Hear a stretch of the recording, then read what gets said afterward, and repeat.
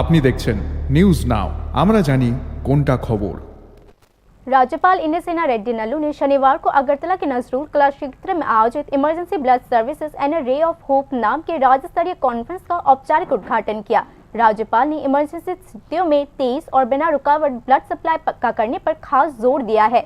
आपदा, दुर्घटना या अचानक मेडिकल इमरजेंसी के समय ब्लड मिलना अचानक से चुनौती बन जाती है। इस समस्या से निपटने के लिए वॉलंटरी ब्लड डोनर्स का पहले से एक अच्छी तरीके से व्यवस्थागत और अपडेटेड शेड्यूल तैयार करना जरूरी हो जाता है।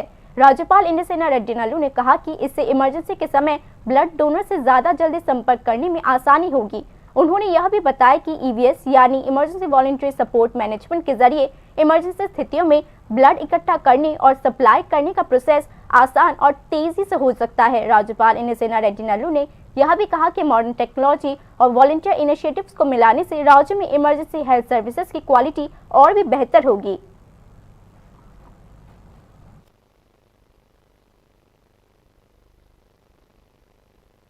ब्लड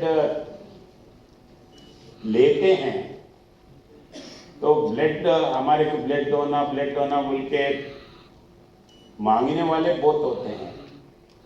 तो उस टाइम पे मेरा सोच है कि गवर्नमेंट में भी हॉस्पिटल्स में भी कुछ जगह है तो हम ब्लड चुप्पी नहीं देते हैं। आप ब्लड आपके रिश्तेदार में कोई है तो ब्लड दे दो, हम कॉम्पेंसेट करेंगे। जब कंपलसरी उनके फैमिली में कोई ना कोई ब्लड देने के लिए आता है, ठीक है, पेशेंट को एक नहीं 2-3 बॉटल 4 बॉटल होना पड़ता है, हम 4 देंगे, मगर कम से कम एक आदमी तो आपके फैमिली से देने के लिए तैयार हो। ये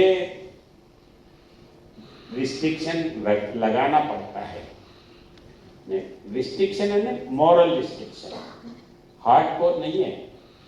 कभी कोई एक्सीडेंट होता है, कोई नहीं रहता है तो उसको देंगे, मगर जो रेगुलर है उन जिनके साथ आदमियां हैं तो उनको बोलना पड़ता है कि हम ब्लड देंगे मगर आप में से दूसरा।